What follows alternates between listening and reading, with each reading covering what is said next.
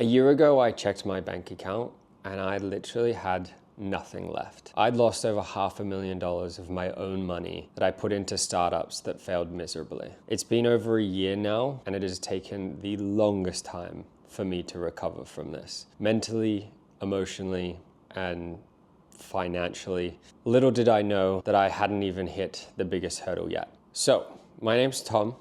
I am a 29-year-old living in Hong Kong. I'm actually currently in Sydney on a holiday, and I've wanted to film a YouTube video and make a channel for the longest time. And I thought this was the perfect opportunity because I have a day free. I'm feeling a little bit sick, so I apologize for the nasally voice. I've lived in Hong Kong for 7 years, and I've probably been through the highest of highs and the lowest of lows, and I wanted to share that and what's to come and keep myself accountable by starting this channel, basically.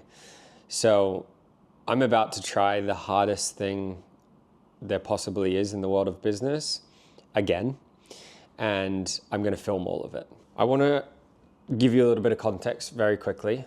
So 7 years ago, I left Melbourne, Australia and moved to Hong Kong for a job in telco. I worked for a company called Telstra, which is kind of like Vodafone, if you guys have never heard of it. I worked in the commercial enablement team, which probably means nothing to you guys. Yeah, really started off on this like corporate trajectory. I quickly realized about 2 years in that really wasn't for me. I took up a job at a startup that a friend brought me in to. That startup was in the world of Web3. So I'm sure a lot of you guys have heard of that, especially the craze of NFTs. That was what brought me into the industry, and I guess everyone kind of knows what happened there. That company failed very, very quickly. We started that company in, I think, 2021, and the market kind of went belly up at about 2022. So yeah, it wasn't around for long. I then moved on to start my own thing. A very confident, young 24, 25-year-old, thinking that he could conquer the world, tried to start a Web3 social media, which failed miserably, and I wasted investor money, angels that were close friends and family of mine, sunk money into this thing that just flopped in about a year. The next part of my journey was a little bit of a step up, and although I said it, the previous startup failed miserably, I did learn a lot from that, and it gave me a lot of confidence in being able to operate a business, obviously with not a good track record, but the ability to operate a business and manage a team and things like that. So I was brought into another startup, which thankfully wasn't in Web3. It was what we call MarTech, or marketing tech, which had been around for 3 years. It was a product that was really struggling to find product market fit. Apologies for the cough, I can't get rid of this thing. Struggling to find product market fit, and it had a few customers. The team was very small, and there was not a lot of kind of funds still left in the business. So immediately when I came in, we did a funding round. We brought in around close to $1 million USD, which kind of helped fund the business for the next 2 years. We went through a lot of highs with that business, bringing on big clients, starting to generate, kind of comfortable monthly recurring revenue, which was exciting, and a growing kind of customer base, which was also what everyone wants to achieve. After about 2 years, there was signs that the business was really struggling. It became more and more difficult to bring on customers. Expenses were going up, and we really needed to just make the cuts.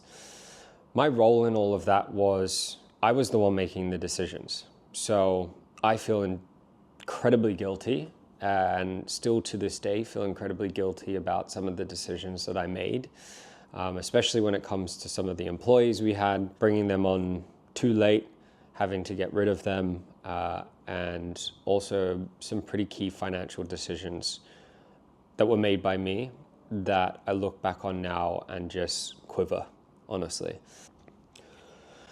And this is where it gets tough. It was about 18 months ago, so a year and a half ago. I remember looking at my bank account the business's bank account and realizing that this is it. You know, we're basically out of money. We have about 3 months runway left, and I've got to let go of the entire team. We've got to stop operations. We can no longer proceed forward. And I remember feeling like I had hit rock bottom, honestly. I think it was one of the most stressful, scary times of my life. And, I think I went into an absolute spiral after that. It was 6 months of letting go of staff and, facing shareholders and investors and, just really not fun stuff. And then we shut down the business, and a few months later, I was diagnosed with bipolar. So, I guess that was rock bottom. But it made a lot of sense. I think I doubted it for a long time. But now I reflect on it. I, sadly can see how it's impacted a lot of decision making and, emotions that have made me act differently in certain situations. And I would say that was rock bottom. After getting that diagnosis, I hate using that word. It makes it sound so much worse, but anyway, I don't think there is another word to use. After getting the diagnosis, it's been such a long journey, and I guess I don't want to say road to recovery either, but like getting better, taking different types of medication to help balance my mood, and kind of feeling stable and all those types of things. Yeah, it's taken a bloody long time, but I feel great now, hence the video. And, in the beginning of that process, I also took a job, and that's been a huge part of feeling stable again and getting back to a place of normality and, putting money in the bank and all that kind of stuff. The job itself, it's not something I see myself doing forever. It was something that came to me at the right time, and there's an amazing group of people behind this company that have really helped kind of get me back out of this situation. And it's also given me a lot of opportunity at the same time. Like, I've spent the last 8 months in Claude, like learning everything there is about Claude Code, building things. I built a couple of mobile apps, which I never would have thought I was capable of doing a couple years ago. So it's, I'm trying to show the silver linings in this situation as well. But it's been a slow climb. That's probably the best way to put it. So I guess the whole purpose of this video was to tell you guys why go again at all. And that's why we're here, right?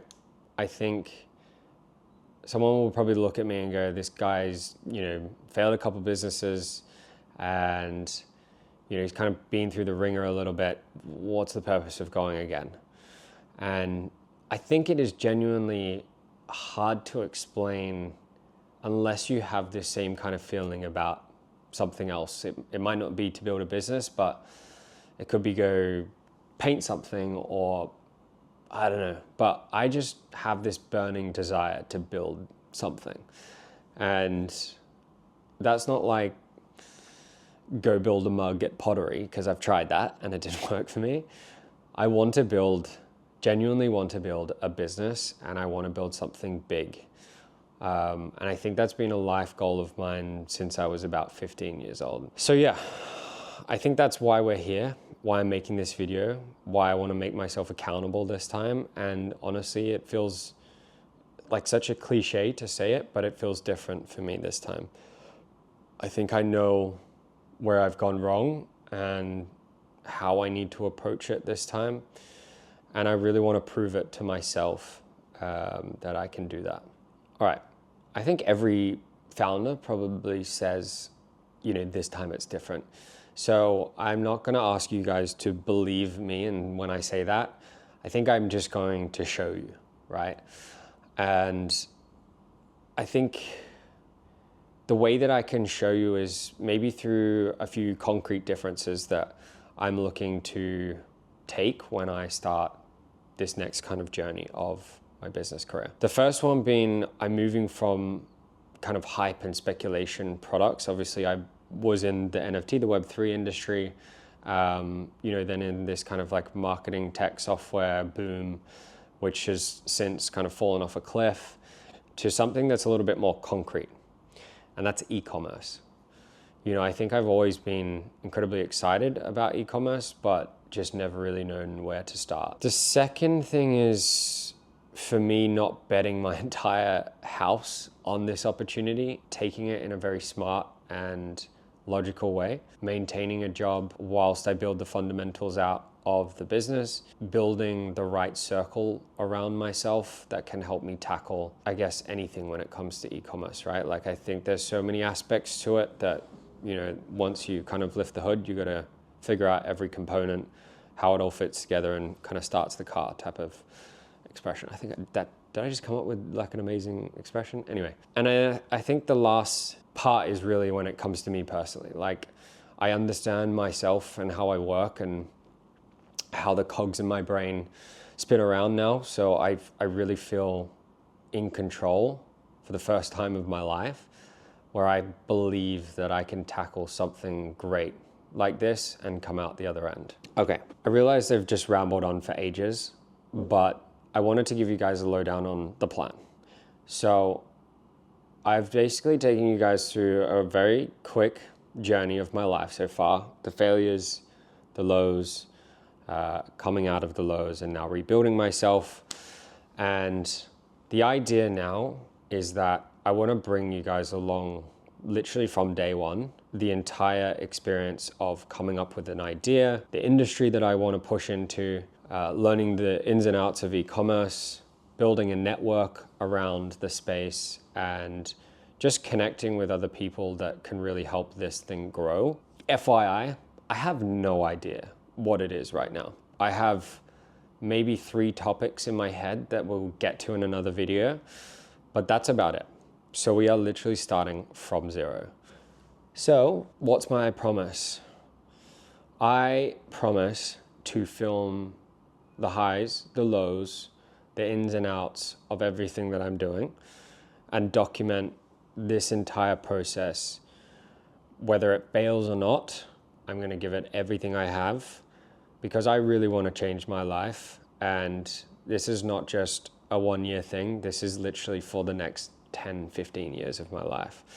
So I hope you guys enjoyed. This is my first YouTube video, my first time filming myself. Honestly, like, if anyone can give me tips on how to film, where to film, what to use, how to edit, I would love that. But yeah, this is me kind of signing off. And yeah, I hope you guys enjoy all the videos to come. And yeah, I want you guys to hold me to this promise that I'm going to document everything, give it my best shot, and build something, as I said, whether it fails or succeeds. See you in the next one.